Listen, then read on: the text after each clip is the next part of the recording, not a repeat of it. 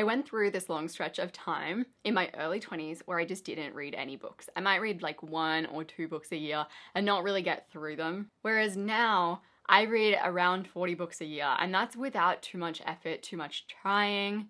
Like, it feels pretty easy. I don't even feel like I'm very disciplined in doing it. And in this video, I want to talk about how to read way more in your next year.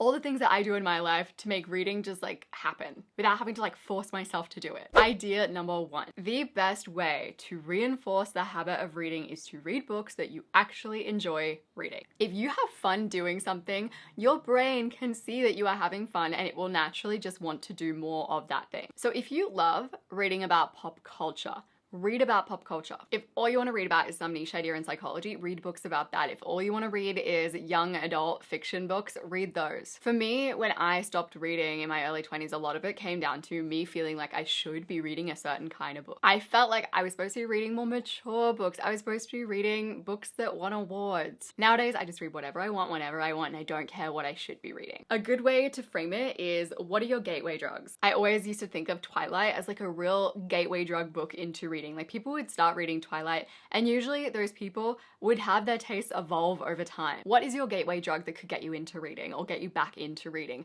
Who cares what it is? If it's the book that you loved to read when you were 15, read those. Over time, if you read enough books and reflect on what you like and what you don't like, your taste is just going to naturally evolve as you evolve. Just like your taste in fashion and decor changes over time the more that you interact with fashion and decor. But also, who cares if it doesn't? Let yourself like what you like and read what you want to read. Of course, you can challenge yourself from time to time, but stop shitting all over yourself. Give your taste space and time to grow and evolve. Idea number 2. So you go to a cafe that you love and you go to all of the time for little treats. Usually you're getting a sticky date pudding because you know that their little sticky date puddings are so bloody good. But today you're considering their macadamia salted caramel treat. But you feel like you're at a crossroads. Your sticky date pudding is so reliably good that you don't want to risk the money and you don't want to risk not enjoying yourself. Imagine that new macadamia salted caramel treat is a book and the sticky date pudding is social media. If you're not reading much and you are seeking most of your rewards from social media right now, social media is your sticky date pudding. Your brain knows that social media is just reliably a good time. It's reliably going to give you dopamine. So it's not sure about books. Like, that feels like a risk. Books also cost money and they can be more of a hit and miss. And this is why 80% of the time before I go to buy a new book, I get the sample. You can get samples through Amazon. There's a little button called send free sample to Kindle. You can just have the Kindle app. You don't need a literal Kindle. The other way that I might sample books is using the Libby app, which is the free library app. If you have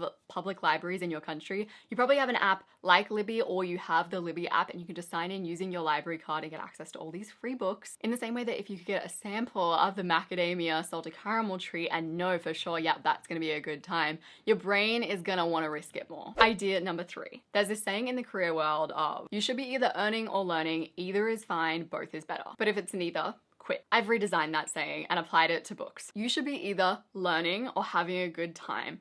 Both is better, but if it's neither, stop reading. Apply this idea ruthlessly when it comes to your habit of reading and use samples and the library to apply it. That way you're not wasting money on books that you don't like. This is something I'm really good at applying. I hate wasting my time. If I'm not learning anything new or I'm not having a good time reading a book, I will just stop reading midway. And with nonfiction, I also will not read certain chapters that I don't think apply to me. If there's a certain chapter that I'm like, this is a really basic concept that I've kind of mastered, I don't need to read it. I will just skip over a chapter. With fiction, I do have a little bit more grace. Like, if a story lulls, it happens. But if it keeps lulling for like 2-3 chapters, then I'll tap out. The way that you want to see books is that they exist to help you enjoy life more. They exist to either make your brain buzz because you feel like you are learning so much. They exist for you to deeply enjoy. And if they aren't doing either of those things, they're just not serving their purpose. Idea number 4. A lot of getting yourself into reading is finding books that you're actually excited to read, which for me is half the battle. So for me, there are some trails that I follow to find books that I'm actually interested in and excited to read. You're way more likely to be more excited to read a book if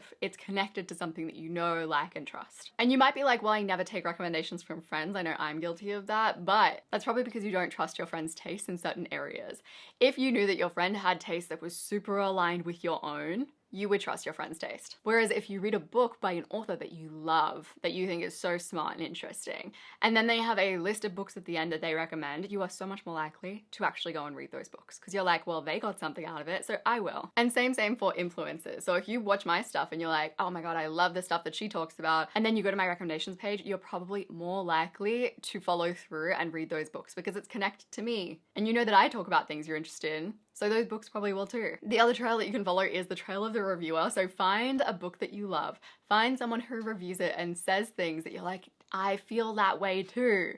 And then see what other books that they have reviewed. There are some serial reviewers on probably more Goodreads, is where you would want to look, not Amazon. But some people like go hard on their reviewing. Find the people that you agree with and stalk their reviews. Idea number 5, find or start a book club. This is one of the better things that I did this year. I found a little local book club that I can go along to. This book club is a little different in that you can bring whatever book you are reading along and share about it. So there's no pressure to read a certain book. This is just a good way to emphasize sort of your identity as a reader more than anything.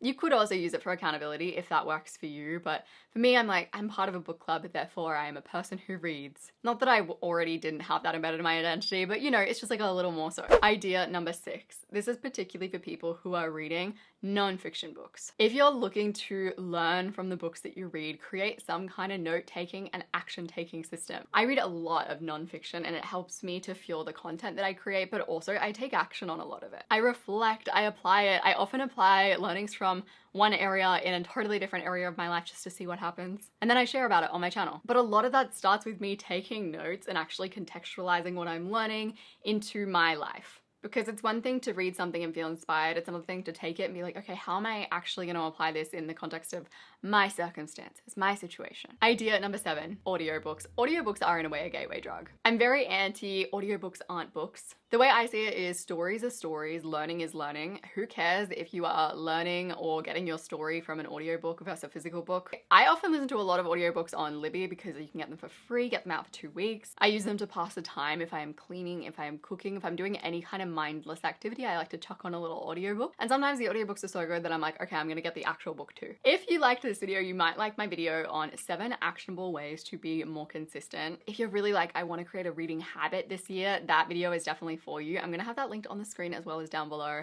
I appreciate you so much and I will see you